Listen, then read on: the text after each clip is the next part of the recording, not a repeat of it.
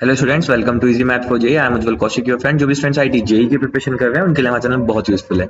आज का क्वेश्चन है integration 0 to 100 pi this expression is equal to alpha times pi cube upon 1 plus 4 pi square, then what is the value of alpha. चलिए सबसे पहले समझते हैं, अपने क्वेश्चन को थोड़ा शॉर्ट करने की कोशिश करते हैं। यहाँ पे हम क्या करते हैं, x बाय पाई को हम t मान लेते हैं। ठीक है, तो अगर मैं x बाई पाई को t मान लेता हूं तो x किसके इक्वल हो जाएगा, पाई t के इक्वल हो जाएगा। और मैं डिफरेंशिएट करूंगा तो dx किसके इक्वल हो जाएगा, पाई dt के इक्वल हो जाएगा। अब अगर मैं यहाँ से लिमिट देखता हूं तो देखो, जब x की वैल्यू मैं जीरो लूंगा, ठीक है, तो at x is equal to zero, तो मेरा t भी कितना आ जाएगा, जीरो। जब मैं at x is equal to क्या लूंगा, 100 पाई, तो मेरा t कितना आ जाएगा, 100। चलिए अब इसी ट्रांसफॉर्मेशन को रखते हैं, तो i is equal to 0 to 100 sine square. अब देखो x की जगह पे क्या आ जाएगा, pi T upon E raise to power x by pi की जगह पे t minus greatest integer of t into dx की जगह पे कितना जाएगा, पाई dt। तो पाई कांस्टेंट है, पाई को बाहर भेज देते हैं, इंटू dt।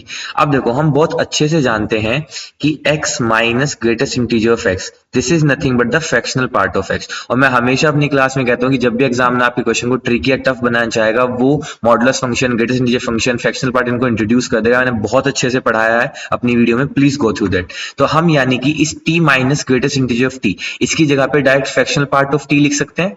ठीक है, चलो मैं एक लाइन शॉर्ट करता हूं, डायरेक्ट यहाँ पे क्या लिख दिया मैंने, फ्रैक्शनल पार्ट ऑफ t। ठीक है, ये हो गया dt।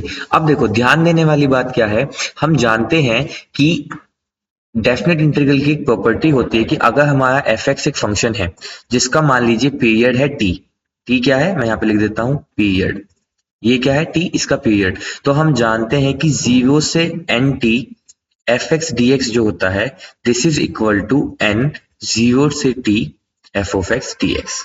ठीक है, बस इसी को हम यहाँ पे यूज करेंगे। और हम बहुत अच्छे से जानते हैं कि फ्रैक्शनल पार्ट ऑफ टी या fractional part of X, this is a periodic function with period 1।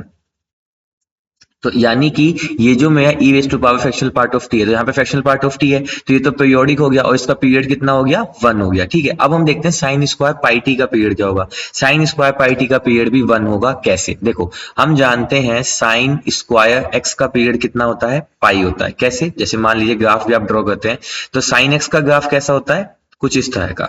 लेकिन साइन स्क्वायर एक्स का ग्राफ कभी भी नेगेटिव वैल्यू नहीं लेगा, तो जो ये पार्ट आपका लोअर साइड में बना है, ये यहां ना बन के इसके जस्ट ऊपर ऐसे बनेगा। तो यानी कि ये 0 से पाई, फिर पाई से 2 पाई, इस तरह से ग्राफ बनता जाएगा। सेम लेफ्ट हैंड साइड भी, तो यानी कि इसका पीरियड कितना हुआ, 0 से पाई। तो यहां से हमें पता लगा कि साइन स्क्वायर एक्स का पीरियड कितना हुआ, 0 से पाई। और हम एक बहुत अच्छी प्रॉपर्टी जानते हैं कि साइन स्क्वायर एन एक्स का अगर हमें पीरियड निकालना हो तो वो क्या होता है, pi upon modulus of N. तो with the help of this, अगर मैं यहां से साइन स्क्वायर पाई एक्स का पीरियड निकालूं, that is pi upon modulus pi, cut के आ गया 1। तो यानी कि जो मुझे ऊपर गिवन है sine square of pi T, ये भी पीरियोडिक है विद द पीरियड 1। और जो ई की to power fractional part of T, यहाँ पे फ्रैक्शनल पार्ट ऑफ टी जो गिवन है, ये भी पीरियोडिक है विद द पीरियड 1। और अगर मैं जानता हूं कि एफ एक्स का पीरियड टी1 है, जी एक्स का पीरियड टी2 है, तो F X by G X का पीरियड क्या होता है, LCM of T1 and T2। यानी कि एलसीएम ऑफ 1 और 1, यानी कि जो है मेरा पूरा इंटीग्रैंड मुझे गिवन है, this is periodic with period 1। तो इसका ये पीरियोडिक है विद पीरियड 1।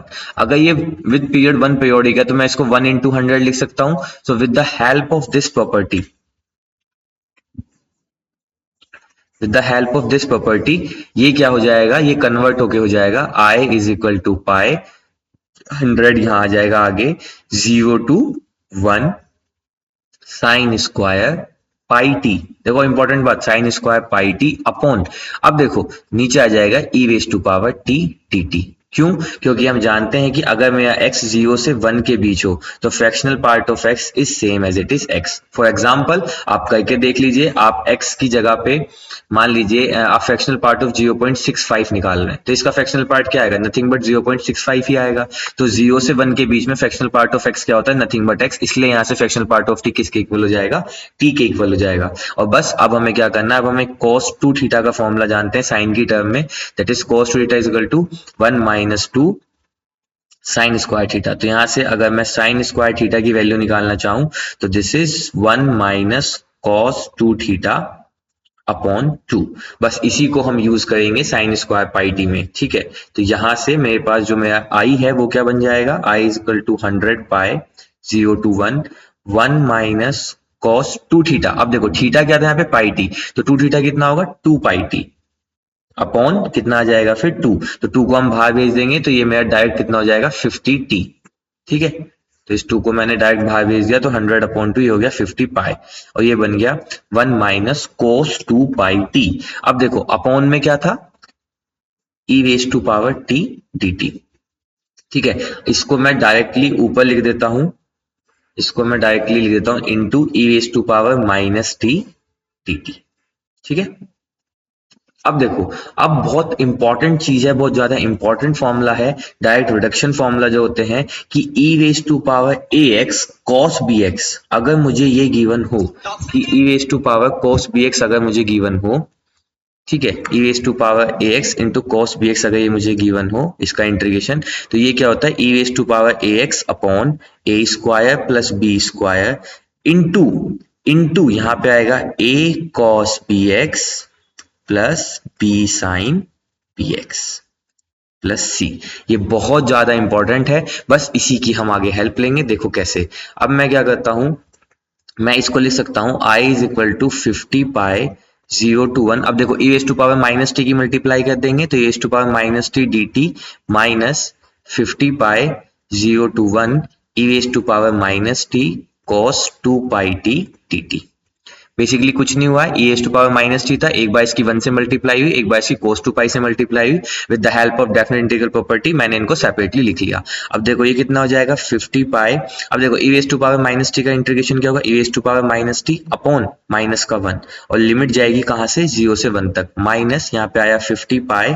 अब देखो with the help of this हम कह सकते हैं यहाँ पे e raise to power A X यानी कि e raise to power minus T upon A square plus B square. तो यहाँ पे a की वैल्यू है -1 तो उसका स्क्वायर यानी कि 1 प्लस, और यहाँ पे b की वैल्यू कितनी है 2 पाई तो यानी कि 4 पाई स्क्वायर, ठीक है, इंटू यहाँ पे कितना आएगा a cos bx, तो a की वैल्यू कितनी है माइनस का 1 cos bx, तो cos bx की वैल्यू कितनी है 2 पाई टी प्लस प्लस यहाँ पे आ जाएगा फिर b, इंपॉर्टेंट b कितना था मेरा यहाँ पे, देखो b की वैल्यू थी 2 पाई तो यहाँ पे आ जाएगा 2 पाई b साइन बी एक्स, तो यानी कि साइन 2 पाई t। ये आ गया मैं यहाँ से इसको सोल्व करके, ठीक है, और लिमिट लगेगी 0 to 1 प्लस सी। देखो अब इसको फर्दर थोड़ा और सोल्व करते हैं तो यहाँ से आ जाएगा 50 पाई, अब देखो ये माइनस है तो इसको माइनस को चाहे तो मैं बाहर ले लेता हूँ तो ये माइनस को बाहर गया, तो ये आ जाएगा e की पावर -1 माइनस एंड e की पावर माइनस ऑफ 0 यानी कि नथिंग बट 1 माइनस, यहाँ से आया 50 पाई। अब देखो जब मैं 1 पुट करूंगा तो 1 पुट करने पे क्या आ जाएगा e की power -1 upon 1 plus 4 pi square -1, ठीक है। अब यहाँ पे आ जाएगा 1 पुट करने पे cos 2 पाई, तो cos 2 pi nothing but cos 0, और cos 0 कितना होता है 1, तो यानी कि इतना ही कितना आ जाएगा 1 प्लस 2 पाई इंटू साइन 2 पाई, साइन 2 पाई कितना होता है 0, ठीक है।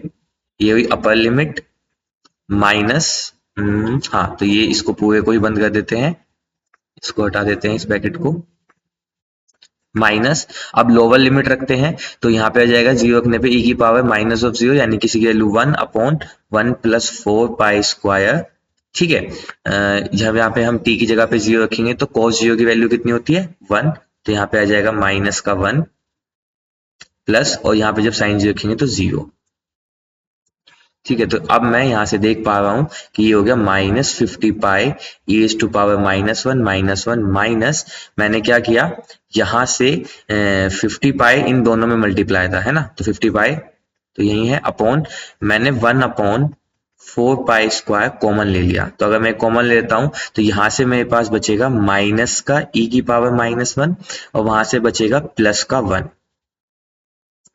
प्लस सी, ठीक है। अब मैं देख पा रहा हूं तो मैंने क्या काम किया, इस माइनस को अंदर मल्टीप्लाई किया तो ये कितना हो जाएगा, ये प्लस का 1 हो जाएगा और माइनस का e की पावर -1 हो जाएगा, तो मैंने 50 pi 1 plus 1 minus sorry 1 minus e की पावर -1 को कॉमन ले लिया, तो देखो यहां से क्या बच जाएगा मेरे पास 1 माइनस 50 पाई 1 माइनस e की पावर -1 को कॉमन ले लिया तो बच जाएगा 1 upon 1 plus 4 pi square, plus C. इसको सोल्व करेंगे तो यह आ जाएगा 50 पाई 1 माइनस ई की पावर -1। इसको सोल्व करेंगे तो 1 प्लस 4 पाई स्क्वायर -1, तो बेसिकली बच जाएगा 4 pi square upon 1 plus 4 pi square plus सी।